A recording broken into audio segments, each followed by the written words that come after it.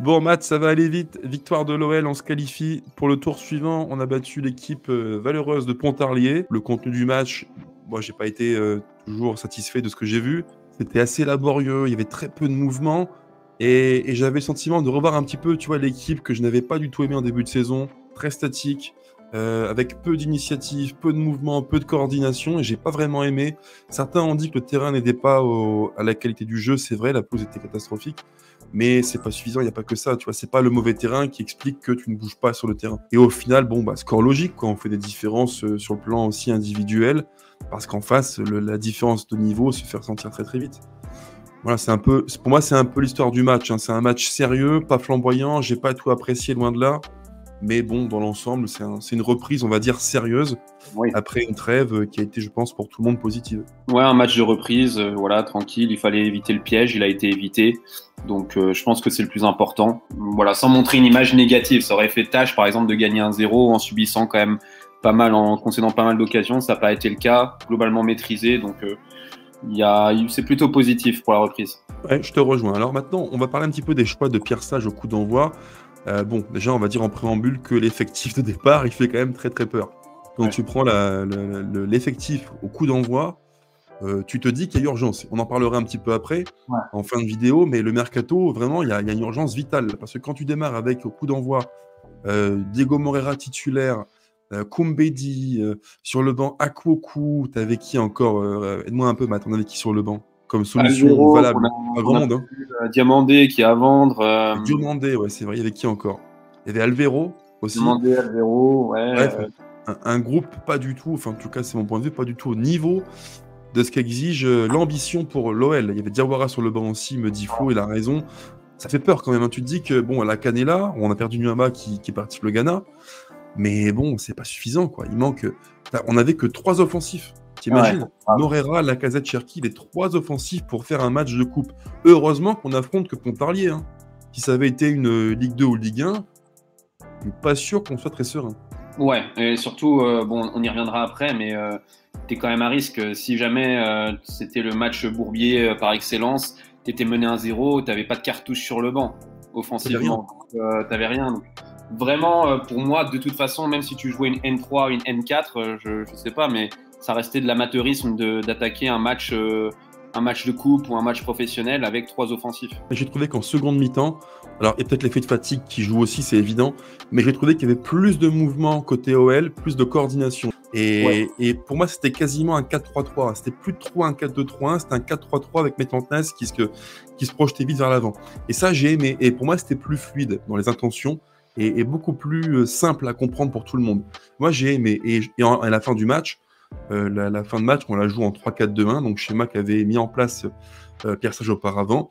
Et pour le coup, j'ai aimé. Tu vois, j'ai revu des mouvements avec nos 2 offensives du 3-4-2-1 qui combinaient avec les latéraux. Et c'était plus cohérent dans l'ensemble. Moi, j'ai préféré la fin de match au début de match, clairement. Bah écoute, idem de mon côté. La deuxième mi-temps, je trouve que la grosse différence est aussi le niveau de Koumbedi et de Maitland-Niles. Les deux sont beaucoup mieux sur la deuxième mi-temps. Le deuxième but vient très rapidement, donc au final, tu vois, ça devient un match facile pour l'OL à sa main et bon, au final, on n'a pas tremblé. Ça a peut-être aidé à avoir ce jeu un peu relâché et plus, plus fluide dans les mouvements. Les tops et les flops, Matt, rapidement. Je vais commencer, si tu veux bien, moi de mon côté. Alors sur le terrain, parmi les joueurs, il y en a un que j'ai bien aimé. Même si en face ce n'est que Pontarlier, mais j'ai trouvé que techniquement il avait été juste. En plus, il marque ce qu'il a trop peu fait depuis le début de saison, c'est Ryan Cherki. J'ai plutôt aimé son match. Je trouve qu'il était plutôt bon dans l'ensemble. Il a créé des vraies différences. Alors, il faut relativiser, ce n'est que Pontarlier en face, mais malgré tout, je trouve que parmi les 11 joueurs qu'on a alignés au coup d'envoi, pour moi, c'est celui qui était le plus pertinent dans sa prestation et j'ai plutôt aimé ce qu'il a fait. Et mon deuxième top, car j'en avais 2, donc en 1 Cherki et en 2 John Textor, que j'ai souvent critiqué. On m'a souvent un peu sur les réseaux alpagué en me disant Mika, t'es anti-Textor, tu ne dis pas ce qui est bien. Les gars, rassurez-vous, je n'ai rien contre lui. Quand c'est bien, je le dis, et quand c'est pas bien, je le dis aussi. Et là, j'ai vraiment aimé. Alors oui, il y a de la com, il y a du marketing, de communication, je le cache pas, c'est sûr, c'est évident. Je ne suis pas un demeuré, mais par contre, j'ai aimé ce qu'a fait Textor. J'ai trouvé que le voir près des supporters, comme ça à l'écoute, en train de liquider une pinte et puis de prendre des photos au sourire aux lèvres, et ben moi j'aime bien. Voilà. J'ai trop souvent dit que Textor était absent et n'incarnait rien à l'OL. Quand il le fait, je le souligne. Bravo John Textor, c'est vachement bien.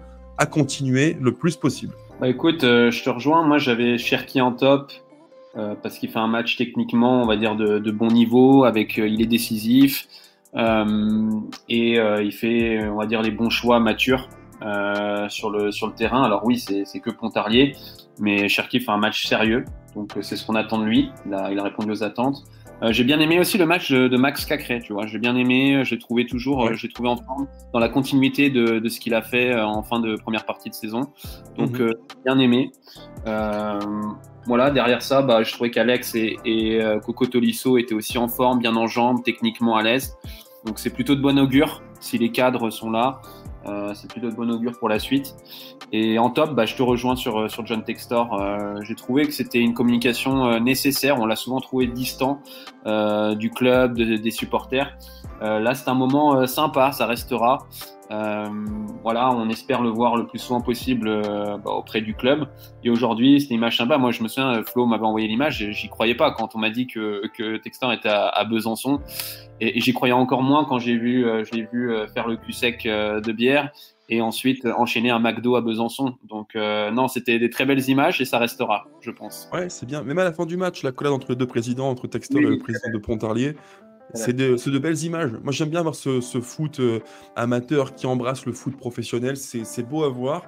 Et c'est ça la Coupe de France. Et c'est très bien. Et Textor est bon. Et j'ai envie de le dire aussi à ceux qui estiment que je suis un peu trop contre lui, contre Textor. Moi, j'ai envie de l'aimer. Hein. Je tiens à le dire. J'ai envie d'aimer Textor. Mais pour aimer quelqu'un, il faut qu'il y ait des signaux positifs. Il a tout pour être aimé. Hein. C'est quelqu'un qui a une bonne bouille. Il a l'air ultra jovial. Il est souriant. Il est bon en communication. C'est quelqu'un qui est brillant, Textor. Mais il faut aussi, en tant que supporter, me donner un peu de grain à moudre. Voilà, moi, je veux pas quelqu'un qui soit absent. Je veux quelqu'un qui détienne le club et qui soit présent dans les bons et moins bons moments. Et là, c'est le cas, donc tant mieux que ça continue. Bravo, John Textor. Avant de passer au flop, petite parenthèse qui me vient à l'esprit, Matt, je tiens à dire que Tolisso a été très bon au milieu de terrain, et tu l'as dit, je te rejoins, dans la qualité de passe. Franchement, dans l'effectif, il n'y en a pas deux comme lui. Hein. Le jeu long, la passe D pour le but de la tête de Lacazette, c'est un petit bijou. Hein. Le centre millimétré qui arrive pile poil au bon endroit, je pense que dans l'effectif de l'OL, il n'y en a qu'un qui sait le faire, c'est lui. Donc bravo à Coco, c'est vraiment très très bien. Et qu'il continue, c'est vachement encourageant. Pour les flops, donc j'en ai 2-3, je pense qu'on aura les mêmes aussi, Matt, tu ne me diras pas le contraire à mon avis. Morera, pas bon du tout, pas au niveau. Je pense que Koumbedi, on a atteint des limites qui sont assez criantes, des lacunes défensives assez frappantes encore une fois, qui n'est pas tout le temps concentré. Moi, un truc tout simple, je dis souvent qu'un bon joueur de foot, c'est quelqu'un qui pense bien et qui réfléchit bien. Je peux pas être méchant, mais je ne suis pas sûr que Koumbedi pense bien et réfléchisse bien. J'ai de gros doutes. Il fait trop souvent des choix bizarroïdes et il est trop souvent un peu laxiste défensivement parlant. Donc moi, c'est mes deux flops, Morera et Koumbedi. Bah écoute, moi je te rejoins, donc j'ai Morera aussi. Pour moi, enfin tu vois, aujourd'hui on jouait face à une N3, donc c'est à peu près le même niveau, c'est le même niveau que la réserve de l'OL. Ouais. Bah écoute, je pense que le niveau de Morera, c'est dur, mais le niveau de Morera est plus proche du niveau N3 que du niveau Ligue 1, malheureusement. Il a eu un match, il n'a pas fait une seule différence. Honnêtement, je suis même pas sûr que tu puisses le compter comme une alternative crédible sur un poste offensif sur les prochains mois. Koumbedi, bah, le même constat que toi. Je trouve qu'il y a des limites, j'allais dire intellectuelles malheureusement, dans son appréciation du jeu, des duels, qui fait que bah, j'ai l'impression qu'il n'y a pas de progression. Je le trouve même moins bon que sur les premières prestations qu'il avait faites avec l'OL l'année dernière. Donc c'est un peu inquiétant. Et moi, les inquiétudes que j'ai, elles te rejoignent celles que tu as aussi, c'est plus le côté réflexion, analyse du jeu, analyse de la situation. Je trouve qu'il a vraiment un défaut énorme là-dessus. Et je suis pas sûr que ça soit quelque chose sur lequel il est aisé de travailler. Voilà. Donc je pense comme toi. Inquiétude. Et j'ai un dernier flop, c'est commencer un match de foot professionnel en coupe ou quoi que ce soit avec 3 offensifs, pour moi, c'est une insulte au jeu. On a eu de la chance aujourd'hui qu'il n'y ait pas eu de blessés, que le match ait pas mal tourné, mais c'est une insulte au jeu et c'est de l'amateurisme. Précision par rapport à Koumbedi, on ne veut pas dézinguer un gamin de 18 ans, 19 ans, c'est pas le but, on n'est pas là pour ça. Et on ne dit pas non plus que c'est un demeuré fini, loin de là. Mais le hic, c'est que dans le foot, et je le pense sincèrement, il y a une connexion qui est évidente entre progression et comment tu penses le sport que tu pratiques. Moi, je suis pas certain que Koumbedi ait un recul suffisant et une appréciation du jeu assez suffisante pour progresser. C'est tout le problème. Et d'ailleurs, truc tout bête, hein, à la fin des matchs, quand il prend la parole au micro d'Amazon ou Canal+, bien souvent, il n'est pas lucide, il ne trouve pas les bons mots pour exprimer ce qu'il veut dire, et je pense que sur le terrain, il a les mêmes difficultés. C'est quelqu'un qui n'arrive pas à penser le foot qu'il pratique de façon simple et cohérente. Il a beaucoup, je pense, de problèmes de compréhension du jeu, et ça, malheureusement, au plus haut niveau, ça paye cash, quoi. C'est compliqué de progresser quand tu n'arrives pas à comprendre ce que tu veux faire. Et je te rejoins à 1000%, moi je suis extrêmement inquiet, parce qu'on a un match alors, qui n'est peut-être pas décisif, mais qui est très important à jouer le week-end prochain au Havre. Et j'ai un peu le sentiment dans la communauté OL que, tu sais, l'état d'urgence est un petit peu retombé. Tout le monde se dit, bon voilà, on a fait 3 victoires d'affilée, on a fait la trêve en étant hors de la relégation, donc bon, on est plus tranquille. Non, pas du tout en fait. Le danger, il est encore là, on n'est pas loin d'être légal, mais on est encore en grand danger, il faut se sauver, et à l'instant T, quand tu prends l'effectif de l'OL, sincèrement, c'est pas bon du tout. C'est même presque honteux qu'en étant le 8 janvier, à l'heure où on se parle, on n'ait pas encore un effectif bien défini, encore plus que ce qu'il l'est maintenant. Et il y a plein de lacunes. Offensivement, 3 offensifs pour démarrer un match de coupe, c'est pas normal. Et heureusement, ce n'est que Pontarlier.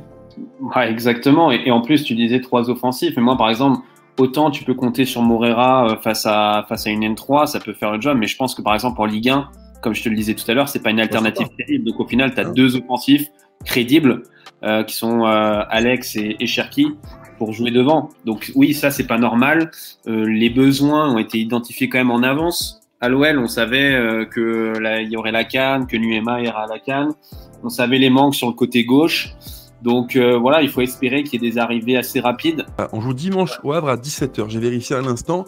Ça veut dire que si on veut compter sur des joueurs offensifs, des recrues offensives, il faut qu'on les enregistre aux environs de mercredi au plus tard. Mercredi ou jeudi.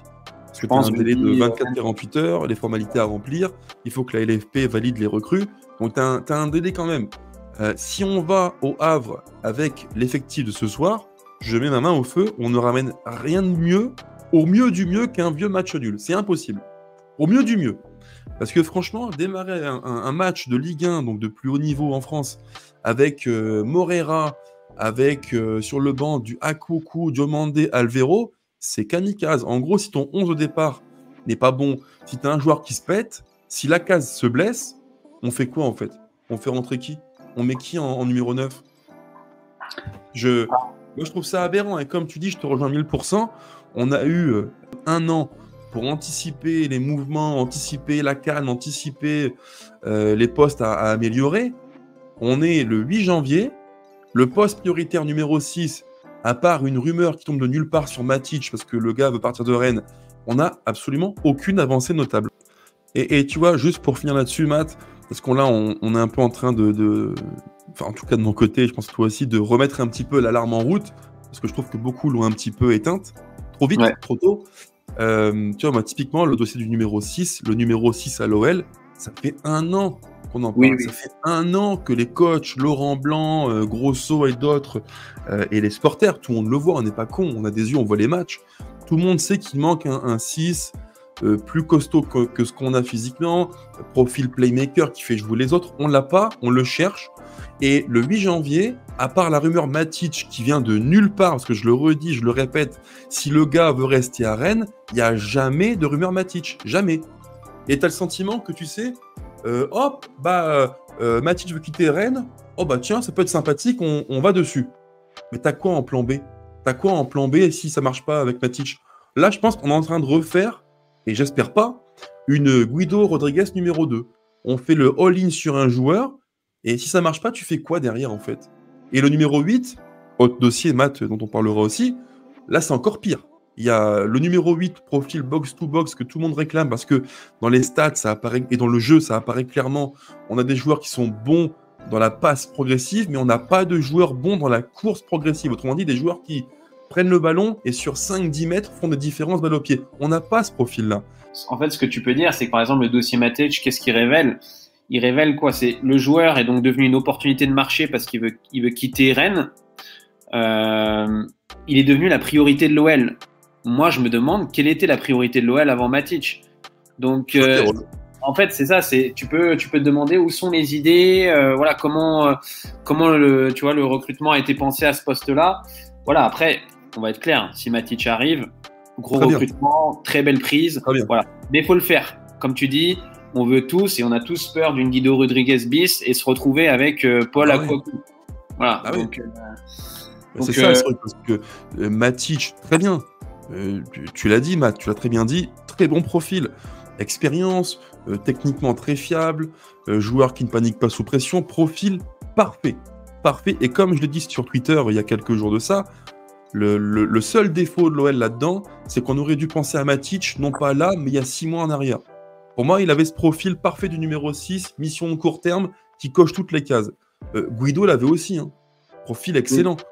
Mais maintenant, il faut conclure, quoi. Il faut y aller, il faut conclure. Matt, avant de conclure l'émission, 2 petits mots. On va quand même souhaiter la bienvenue à 2 joueurs qui nous rejoignent, Lucas Perry et Adrielson, les 2 Brésiliens de Botafogo. Bienvenido. Bienvenido, exactement. D'ailleurs, ceux qui ne les connaissent pas ou qui découvrent les 2 joueurs, je vous renvoie à la vidéo faite avec Pedro de Glorious Botafogo sur Twitter et YouTube, qui est un chic type super adorable, supporter de Botafogo brésilien, qui évoquait le cas des 2 joueurs qui viennent à l'OL, et il les décrit, qualité, défauts, bref, il explique bien mieux que nous ce que valent les 2 joueurs. Je vous renvoie à la vidéo qu'on a faite il y a quelques jours sur YouTube du 11 Lyonnais, c'est vachement intéressant, allez-y. Et on parle aussi, Matt, de Rémi Rioux, qui va quitter l'OL, et qui a pu jouer donc en fin de match 5 minutes pour faire en gros ses adieux au club. Et là encore, très beau geste de Pierre Sage qui a donc offert une porte de sortie à la hauteur de la bonté de Rémi Rioux. Exactement, très beau geste de Pierre Sage, à l'image de ce qu'on voit depuis maintenant des mois. Une personnalité avec beaucoup de classe. Voilà, et on souhaite bonne chance à Rémi Rioux. Avant de nous quitter, Matt, petit message pour vous les gones qui nous suivez sur le 11 Lyonnais. Première chose, merci pour les encouragements, les félicitations, les mots de gentillesse, de sympathie sur le contenu. On a le sentiment avec Flo et Matt que ça vous plaît, que ce qu'on propose vous plaît et vous convient. Et ben c'est vachement cool parce qu'on fait ça pour vous, on est des passionnés de l'OL, on est personne dans le monde du foot, on n'a pas de relations, on n'a pas de réseau extraordinaire. On parle avec le cœur, on parle de foot pour vous, on parle de l'OL, notre passion. Et si ça vous plaît, ben écoutez, tant mieux les mecs. Alors continuez à nous pousser, abonnez-vous, mettez les pouces le plus possible sur la vidéo et celle que vous consommez sur la chaîne du 11 Lyonnais. Activez la cloche, c'est un rappel tout simple, ça paye pas de mine, mais c'est un moyen de vous rappeler quand le contenu sort sur la chaîne. Bref, c'est plein de petits trucs, les pouces, les abonnements, la cloche, qui peuvent nous aider à grandir encore et encore. Donc, continuez les gones, c'est vachement cool. Et on continuera pour vous en retour. Matt, merci beaucoup. Un petit mot de la fin? Bah écoute, merci à toi et j'allais dire merci encore à nos abonnés, à ceux qui s'abonnent. Ça nous donne énormément d'énergie pour poursuivre. Et on sera là pour proposer de plus en plus de contenu de qualité, je l'espère, sur les prochaines semaines. Voilà, merci à tout le monde et merci à toi, Mika.